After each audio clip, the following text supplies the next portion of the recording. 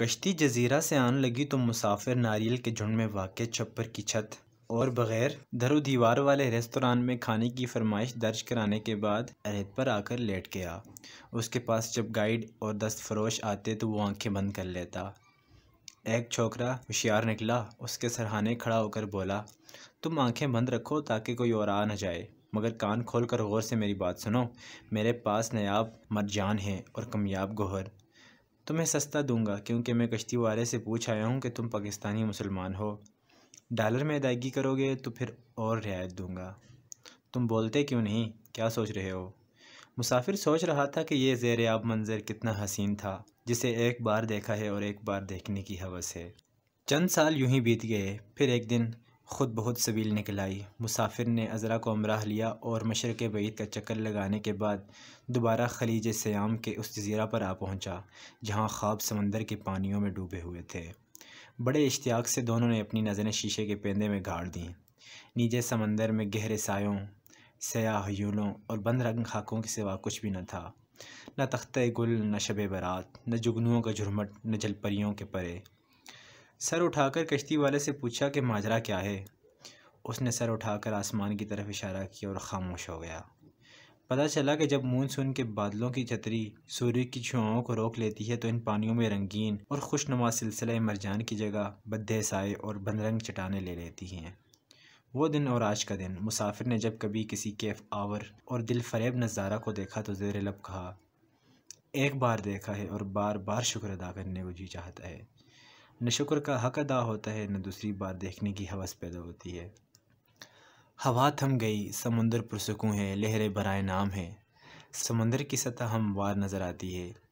کشتی بے حد آہستہ چل رہی ہے، بادبان پھولتا ہی نہیں، ملاح اس کو ہر رخ پر گھما کر تھک گیا ہے۔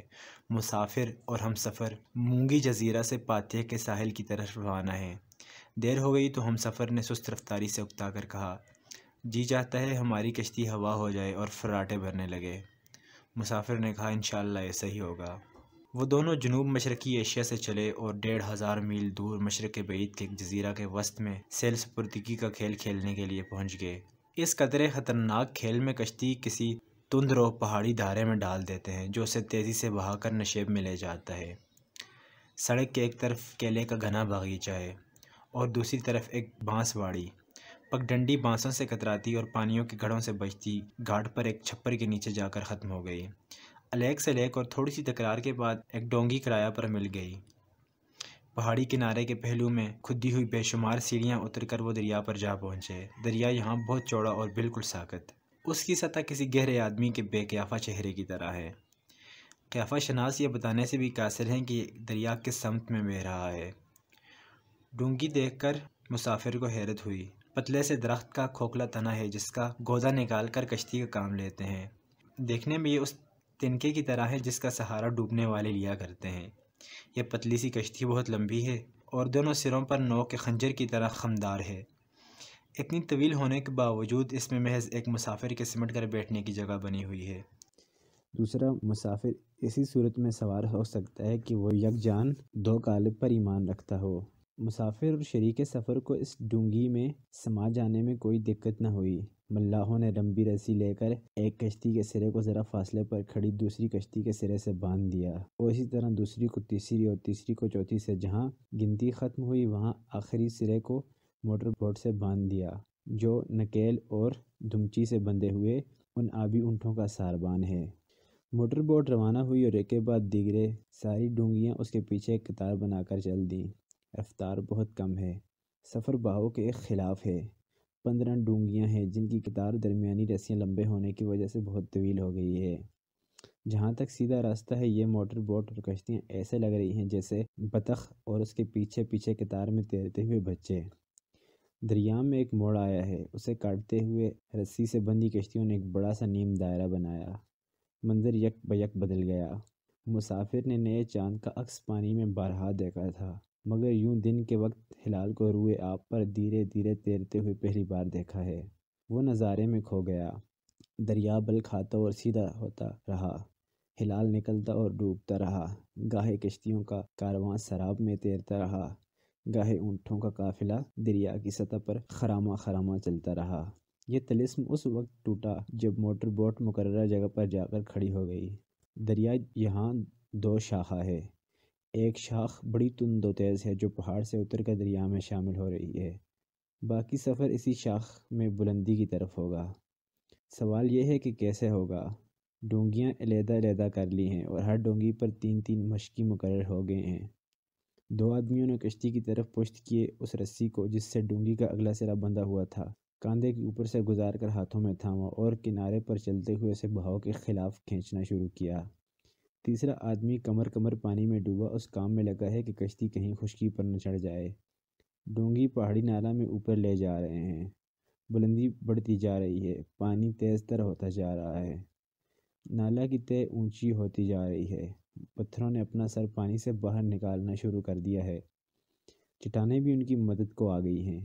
گاہے تینوں ملاح پانی میں اتر جاتے ہیں اور ڈونگی کو مہار 2 مسافر اٹھا کر پتھروں کے اوپر رکھ دیتے ہیں، پھر کوئی کھینچتا ہے اور کوئی دھکیلتا ہے۔ اب ایک ایسی جگہ آ گئی ہے جہاں پتھر بڑے بڑے اور اونچے اونچے ہیں، نالا کا پانی ان کی بغلوں میں سے بہہ رہا ہے۔ ڈونگی کے لیے پانی میں رہتے ہوئے آگے جانے کی کوئی راہ نہیں، ملا اسے کنارے پر کھینچ لائے تاکہ کچھ راستہ خشکی پر طے کرنے کے بعد پھر پانی میں ڈال دیں۔ مسافر اتر کر ایک پتھر پر بیٹھ گیا اور تماشا دیکھنے لگا۔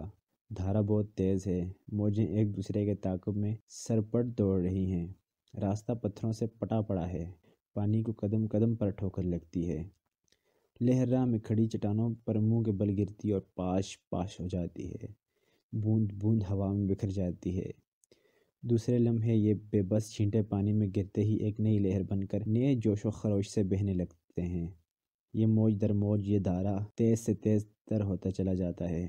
دونوں طرف ڈھلوانوں پر اگے ہوئے درخت اس پہاڑی دھارے میں اپنا عکس کامتے ہوئے دیکھ رہے ہیں۔ تماشا ختم ہوا اور چڑھائی کا سفر دوبارہ شروع ہوا۔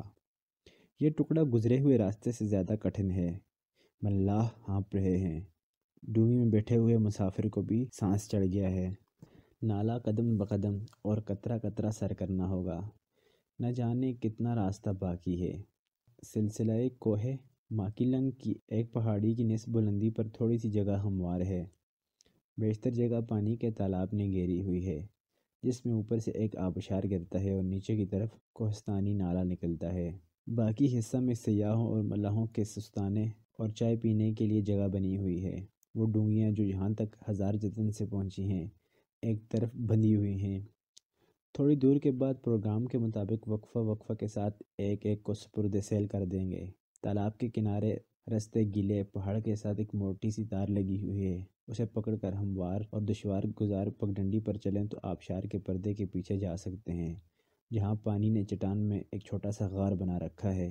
مسافر اس غار کے دہانہ میں بیٹھ کر دیر تک پانی کی دیوار اور اس کے پار دھندلے نقوش کو دیکھتا ہے۔ انسان ابھی اپنے گمان کے غار سے باہر نہیں نکلا، وہ صرف اس کے دہانہ تک پہنچا ہے۔ ایک حجاب کے پرے بسنے والی دنیا کا دھندلا سا نقش اس کے ذہن میں ابھر رہا ہے۔ واپسی کا اعلان ہو رہا ہے، ڈونگی کے ساتھ اب صرف ایک ملاح ہوگا۔ اس نے ہدایات جاری کی، جم کر بیٹھیے، پیر پائیدان کے ساتھ زور سے لگا کر رکھیے، ڈونگی کے اندر جو حلقے لگے ہوئے ہیں انہیں مضبوطی کے ساتھ ہاتھوں سے پکڑ لیجئے، جسم کا کوئی حصہ خاص طور پر ہاتھ اور سر ڈونگی کے کناروں سے باہر نہیں جانا چاہیے، وگرنہ وہ آپ سے پہلے منزل مقصود پر پہنچ جائے گا۔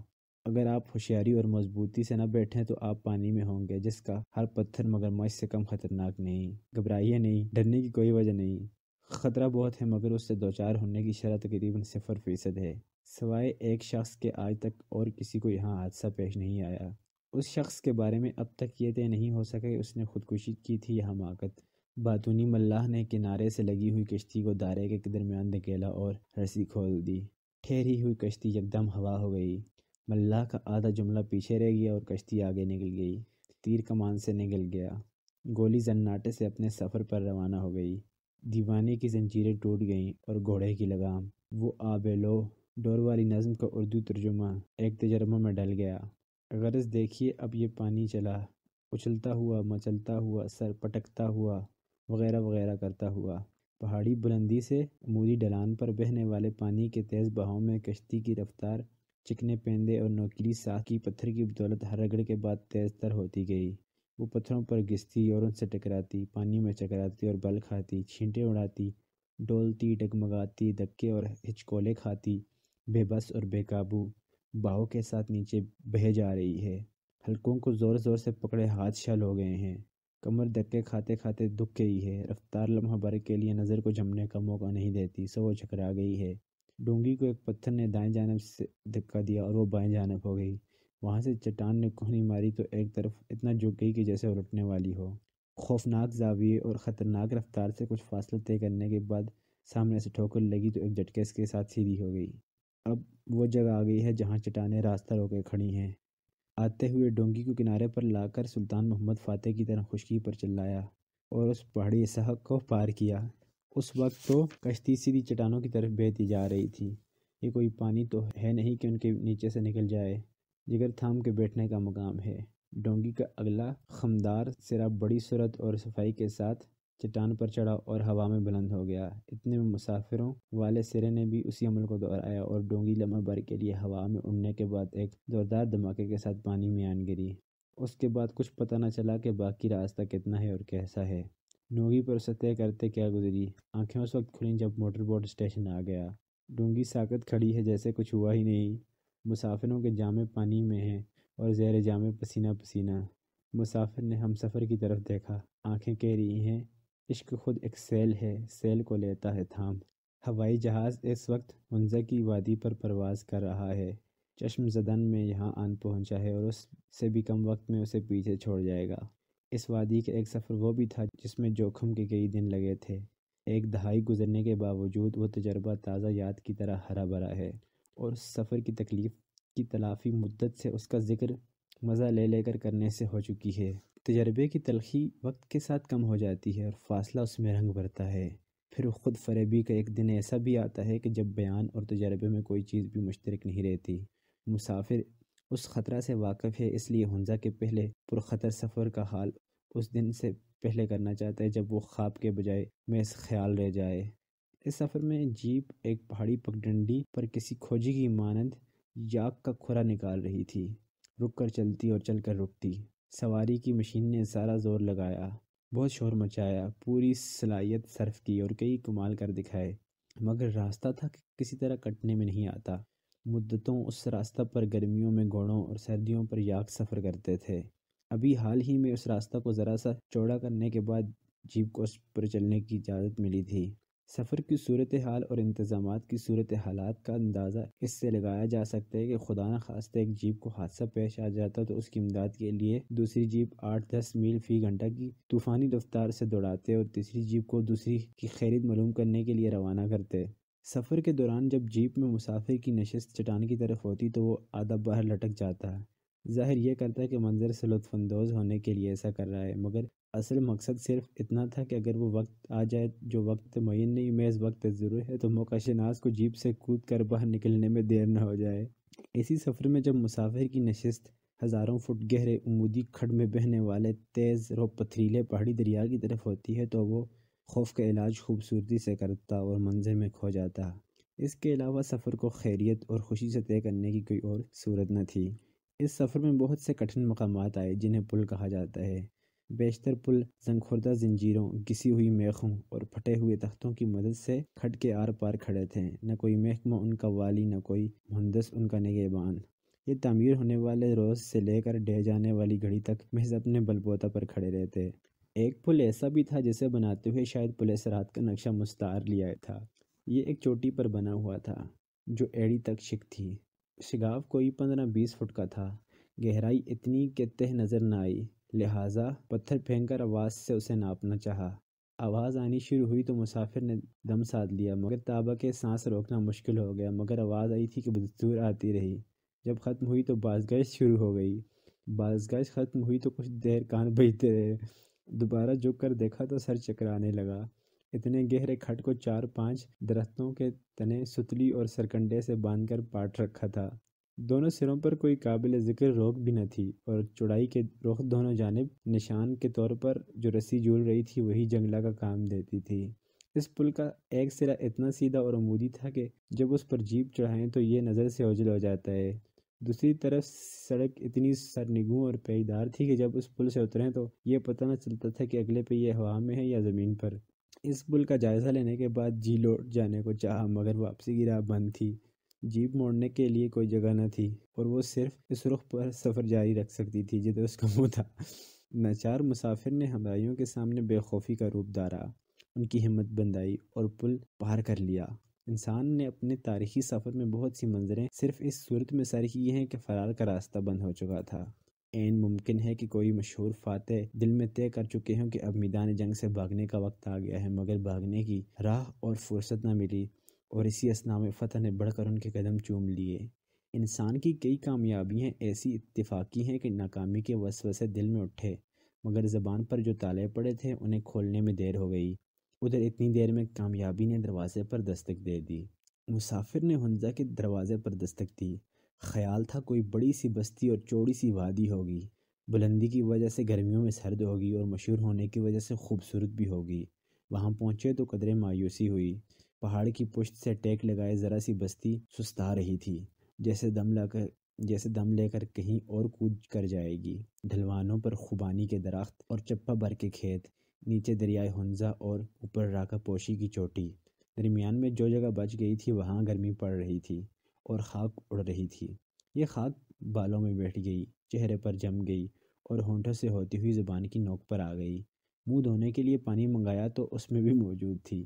پانی خواہ دریا کا ہو، خواہ چوٹی سے پگھل کر آنے والے چشمے کا، ہر ایک جگہ پانی میں نصف جگہ ریت شامل تھی۔ اس ریت کی تہہ میں بیٹھنے کے باوجود پانی کا رنگ سیاہی مائل تھا۔ مسافروں کو بہلانے کے لیے مقامی داستان طرازوں نے اس گدلے پانی کی خوبیوں کے متعلق بہت سے قصے گھڑے ہوئے تھے۔ مسافر نے ان قصوں اور قصیدوں کو سنا۔ سنانے والوں میں پرجا بھی تھی اور اس کا راجہ بھی۔ میر افنزا ان دنوں وہ مرتبہ حاصل کر چکے تھے کہ سیاح انہیں راکا پوشی کے بعد اس علاقے کا اہم ترین قابل دید مقام قرار دیتے۔ ان کو دیکھ لیا تو سارا ہنزا دیکھ لیا، رانی صاحبہ کو دیکھ لیا تو خوبانی کے سارے باغوں کی سیر کر لی۔ مسافر ان کا مہمان تھا، اس لیے تاج محل میں اترا۔ پرانا متروکہ محل نرا کھنڈر ہے، اس محل کی دیکھ بھال ہوتی ہے، اس لیے یہ عمارت نہیں لگتی ہے۔ اگر یہ تعمیر کہیں اور ہوتی تو اسے بنگلہ یا ویلا کہتے، مگر یہ ختن اور کاشغر کے راستے پر واقع ہے، اور اس کی کھڑکیوں سے ٹیک لگا کر برف کا جو تودا کھڑا ہے اسے راکا پوشی کہتے ہیں۔ اس دور افتادہ کچی پہاڑی بستی میں ایسی عمارت کی حیثیت ایک محل کی ہے، سو بنانے والے نے یہ بات پتھر پر لکھ دی ہے تاکہ سند رہے۔ لکھائی خراب، بھرائی ناقص، ہجے نادرست۔ کتبہ پر لکھا ہے بسم اللہ الرحمن الرحیم، این کسر مشید موسوم بتاش محل فرق سنگ بست در عہد مملکت سریر آرائی سلطنت عالی جا کی CIE میر معظم نظیم خان صاحب والی ہنزا، تاریخ 1925 مطابق 1344 بصرف تمام۔ بہت ڈھونڈا مگر تمام کے بعد شد کے آثار نظر نہ آئے، سارا علم یہاں آ کر تمام ہو گیا۔ مسافر کو حیرت ہوئی کہ ایسے سنگساز نے کسر مشید کی قرآنی ترکیب کہاں سے اٹھا لی۔ اس ایک ترکیب لفظی کی وجہ سے سلسلہ قراقرم میں واقع ہنزا کی اس چوٹی اور اناطولیہ کے وسیع لہردار میدان میں واقع شہر کونیا کے فاصلے یکا یک سمٹ گئے۔ محکمی اور قدر منزلت کا ایک دوسرا پیمانہ یاد آ گیا۔ یہ فیض مولانا روم کا تھا جو مثنوی میں علم، بالخصوص علم دین کو کسر مشید کے نام سے یاد کرتے ہیں۔ مسافر نے رات کا کھانا میر جمال خان کے ساتھ کھایا۔ دعوت اور میزبان دونوں خوش مزہ تھے۔ میر صاحب بے تکلف اور کھانا پر تکلف، اس کے باوجود اس تقریب میں فرما روائی کی یاد دہانی اشاروں سے اور عمارت کی نشاندہی کنایوں سے ہو رہی تھی۔ ماحول سے سمجھوتہ کرنے کے باوجود مسافر وہ جل تھلی جانور ہے جسے سلطانی تکلفات اور حکمرانی تصنع کے سمندر میں سانس لینے کے لیے گاہ بگاہ سطح پر آنا پڑتا ہے۔ مسافر نے میز پر بیٹھے ہوئے لوگوں میں جو سب سے معصوم نظر آیا اس سے باتیں شروع کر دی۔ یہ ایک بچی تھی جسے استاد گھر پر پڑھاتا تھا۔ آج استاد نے اکبر بادشاہ کے بارے میں سبق پڑھایا تھا۔ مسافر نے بے خیالی میں سوال پوچھ لیا، اکبر کے پیشرو یا اس کے جانشین کا نام بتاؤ۔ خاموشی چھا گئی۔ حاشیہ نشینوں نے جواب کے انتظار میں چھری کانٹے روک لیے تاکہ شاباش کا نعرہ لگانے میں دیر نہ ہو جائے۔ مسافر نے الجھن بھانپ لی اور اس سے نکلنے کے لیے فوراً پینترا بدلا اور کہا، یہ بتاؤ کہ ہمایوں اور شہزادہ سلیم میں کون اکبر کا باپ تھا اور کون شہزادہ؟ خاموشی اور گہری ہو گئی۔ مسافر نے دونوں سوال واپس لے لیے۔ اور ریاست کے نظام تعلیم میں دخل در معقولات کی معذرت چاہی۔ سیانہ ہو کر یہ بھی یاد دلایا کہ اکبر غیر تعلیم یافتہ تھا، نہ پڑھ سکتا تھا اور نہ لکھ سکتا تھا، اس کے باوجود وہ مغل اعظم کہلاتا تھا۔ اس کے بعد مسافر نے بات کا رخ سیاحوں کی طرف موڑ دیا۔ گفتگو کے دوران اس کتاب کا ذکر آیا جس میں ایک بدیسی سیاح نے لکھا تھا کہ میر صاحب کے محل میں ایک بڑا پیانو رکھا ہوا ہے۔ وہ سیاح جب تک ہنزا میں رہا اسی بات پر تعجب کرتا رہا کہ اتنا بڑا اور نازک آلہ موسیقی راکا پوشی کے دامن تک پہنچا کیسے؟ کیا یہ ملکہ سبا کا محل ہے کہ جن اٹھا کر یہاں لے گئے؟ سیاح کی نگاہ پیانو تک پہنچ گئی، مگر اس حقیقت تک نہ پہنچ سکی کہ بات جنوں کی نہیں جنوں کی ہوتی ہے۔ شوق وہی مانگتا ہے جو مشکل ہو۔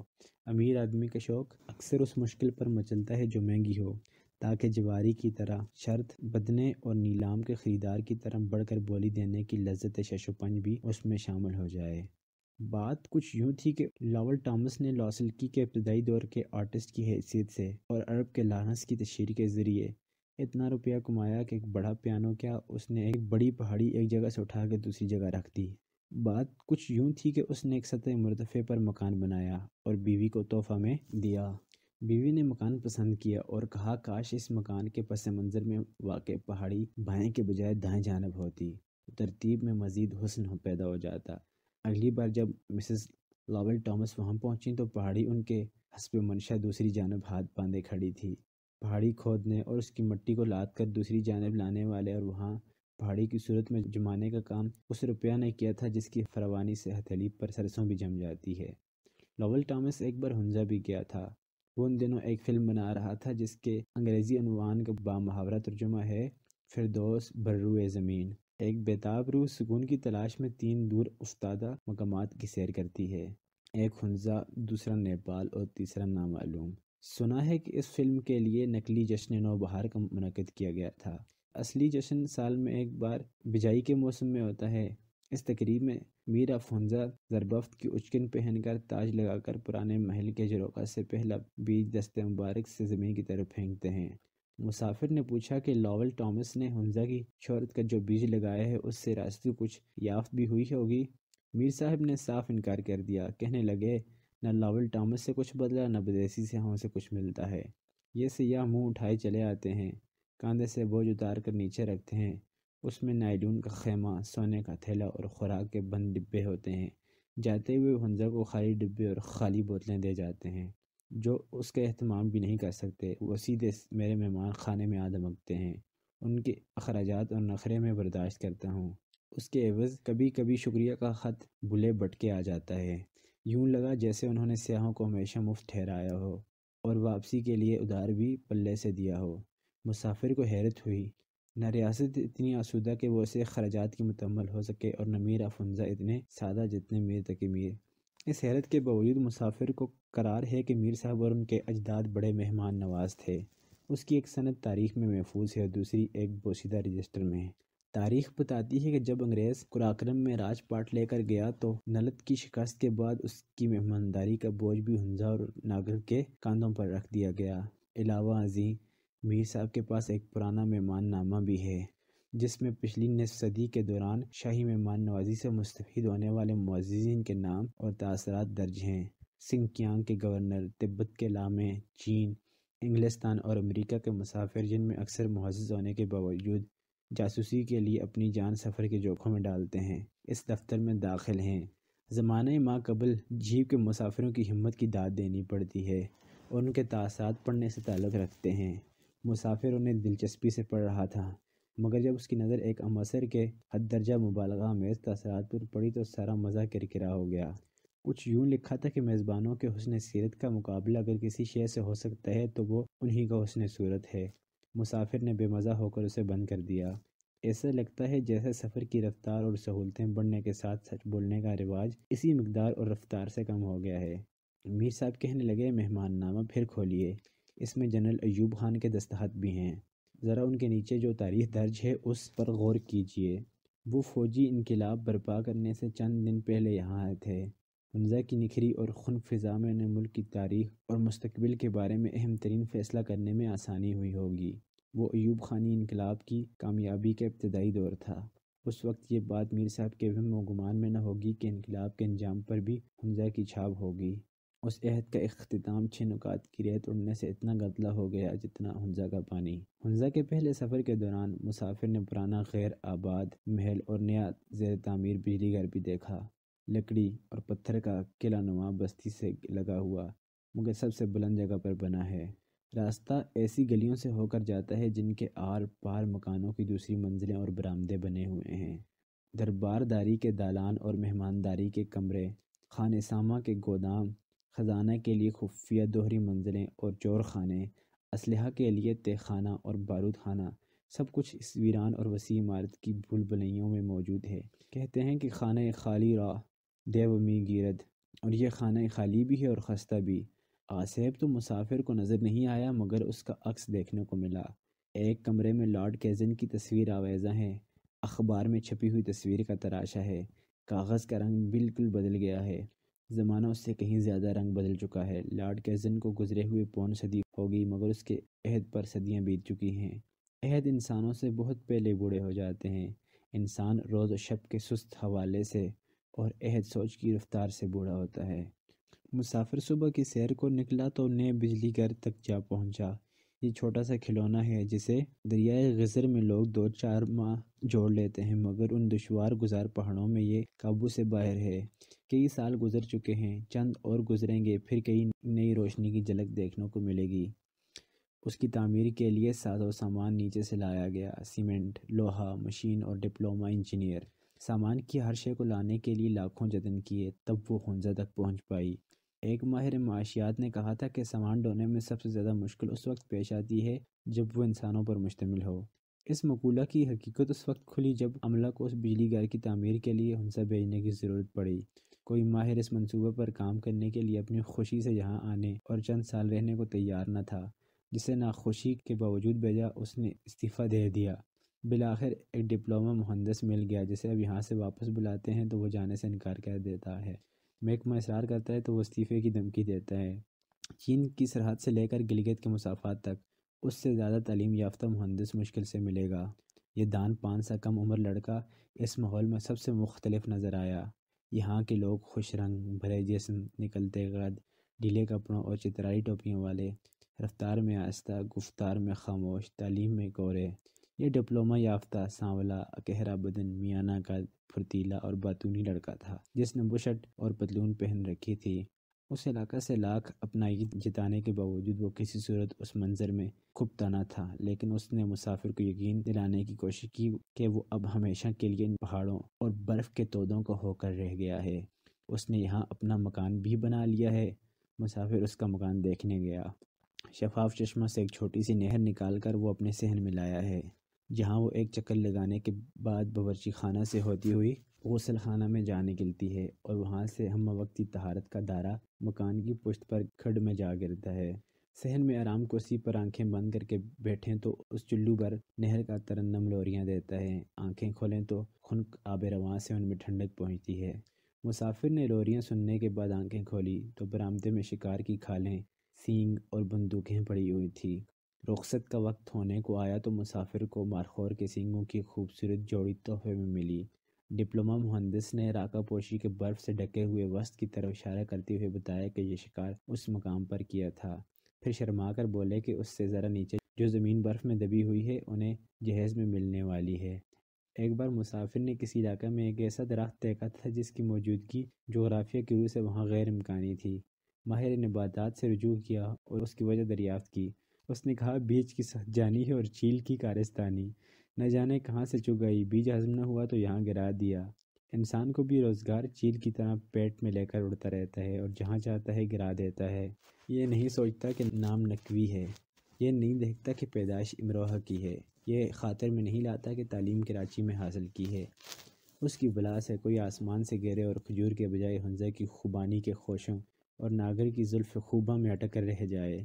نقوی نے مسافر کو بتایا کہ رخصتانہ کی منتظر ناگری منکوہہ اردو سیکھنے کی کوشش کر رہی ہے مگر گیسوئے اردو ابھی منت پذیر شانہ ہے، زلف کے سر ہونے تک اسے بہت دیر جینا ہوگا۔ مسافر چند سال بعد پھر ہنزا پہنچا۔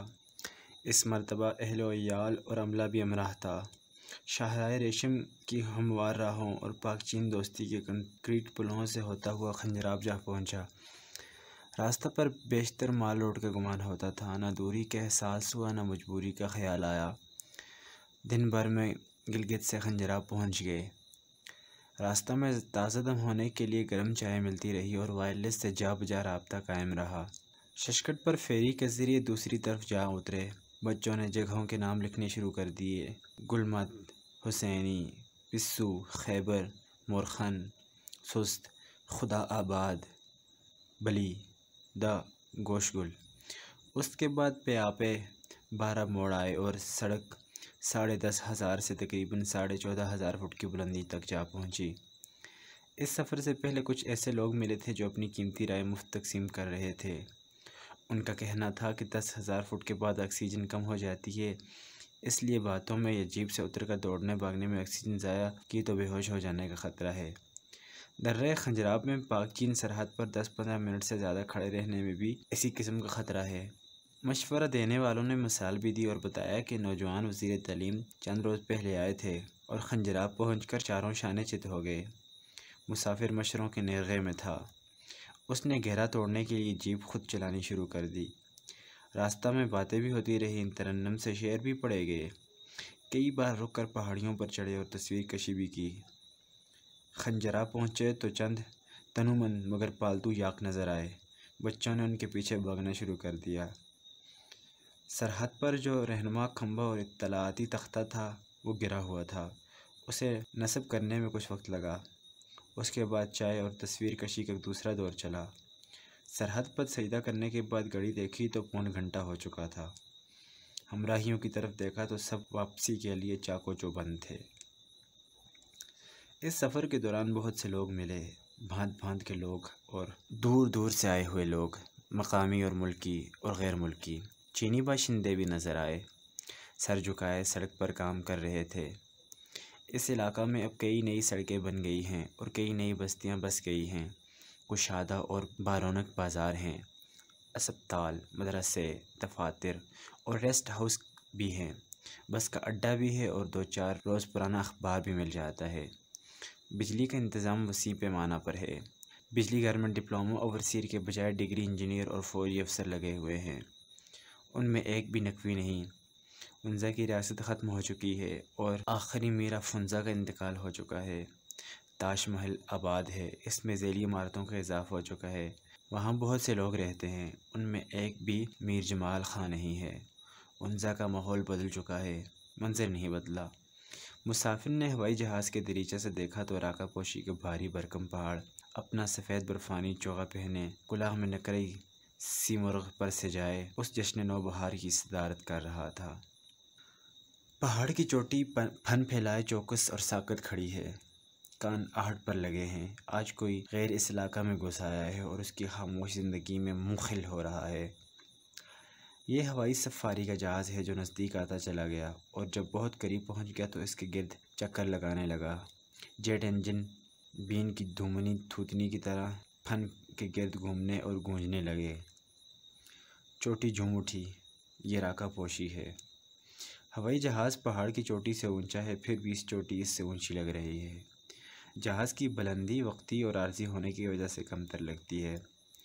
پہاڑ اس لیے قداور لگتا ہے کہ اس میں استقلال اور استواری ہے۔ یہ کل پرزوں کا ڈھانچہ ایک روز چند لمحوں کے لیے مہمانوں کو لے کر ادھر نکل آیا ہے، مگر راکا پوشی تو صبح ازل سے اپنے پیروں پر کھڑا کسی حکم کا انتظار کر رہا ہے۔ مسافر اس چوٹی سے راہ و رسم رکھتا ہے۔ وہ جب بھی اس راہ سے گزرا، اس برفانی تودا نے رسم شناسائی نبھائی اور اس کے دل کو شاد اور گرم کیا۔ مسافر نے کئی بار اس پہاڑ کے دامن کو ہاتھ لگایا اور کم از کم ایک بار عالم خیال میں بلند ہو کر اسے چوما ہے۔ خیال اور منظر کے ہر نئے زاویے سے مسافر کو اس کا ایک نیا رخ نظر آیا۔ ڈھلتے سورج میں وہ سفید ریش بوڑھا لگتا ہے، چڑھتے سورج میں نوجوان معلوم ہوتا ہے۔ عصر کے وقت عہد کا ولی نظر آتا ہے۔ ایک دوپہر ہوائی جہاز کے دریچے سے جھانکا تو اسے مائل بپرواز پایا۔ یہ سارے رنگ اور رخ ایک پہاڑ کے ہیں، اس کے علاوہ اور بہت سے ہوں گے جو نظر نہیں آئے۔ قدرت کے کارخانہ میں کوئی شے یک رنگی نہیں، کوئی چیز یک رخی نہیں۔ نظر سے آگے بھی رنگ ہوتے ہیں، فہم سے آگے بھی رخ ہوتے ہیں۔ پرواز کتنی ہی بلند کیوں نہ ہو، حقیقت اس سے کہیں زیادہ بلند ہوتی ہے۔ بوئنگ 707 نے رخ تبدیل کیا۔ اب وہ جنوب مشرق کی طرف پرواز کر رہا ہے۔ راستہ کچھ ایسا ہے کہ ایک طرف برف سے ڈھکے سفید پہاڑ ہیں، دوسری طرف دھوپ سے چلی سیاہ پہاڑیاں، اور ان دونوں کے سایہ تلے چھوٹی چھوٹی وادیاں ہیں۔ یہ راہ میں ایک چوٹی سب سے الگ تھلگ اپنی ذات میں مگن کھڑی ہے۔ ہوائی جہاز اپنی دھن میں ہے، سو اسے نظر انداز کرتا ہوا بلند فصیلوں کے دائرہ میں گری ہوئی سکردو کی کشادہ وادی میں جا نکلا ہے۔ پہلے اس نے وادی کا جائزہ لینے کے لیے پہاڑوں کے گیر پر اڑنا شروع کیا۔ یوں لگا جیسے مٹی کا بڑا سا کٹورا ہے اور جہاز اس کے کنارے پر چونٹی کی طرح چکر لگا رہا ہے۔ جہاز گول گھومتا ہوا نیچے ہوتا جا رہا ہے۔ پہاڑوں کا نصف آ گیا ہے اور یہ چکر ایسے لگ رہا ہے جیسے کوئی لکڑی کے کنویں کے اندر دیوار پر موٹر سائیکل چلا رہا ہو۔ یہ ہوائی جہاز بہت بڑا ہے۔ اس کے 4 طاقتور جیٹ انجنوں میں کئی ہزار گھوڑوں کا استبل ہے۔ مسافر جب پہلی بار اس وادی میں آیا تھا، اس کا جہاز ایک حقیر ڈکوٹا تھا جس میں 2 پنکھا انجن لگے ہوئے تھے، کوئی 30 نشستیں جن میں سے آدھی نکال کر فرش پر سامان رکھا ہوا تھا۔ جہاز دھات کے رنگ کا تھا مگر دونوں پروں کے سرے سرخ رنگ کے تھے۔ گھنٹہ بھر تک وہ جہاز 9 اور 10 ہزار فٹ کی بلندی کے درمیان جھٹکے کھاتا رہا۔ نیچے دریائے سندھ کی ٹیڑھی لکیر بہہ رہی تھی اور عین اس کے اوپر یہ لکیر کا فقیر اڑ رہا تھا۔ دونوں جانب پہاڑیاں تھیں، پہلے اونچی نیچی اور پھر صرف اونچی اونچی۔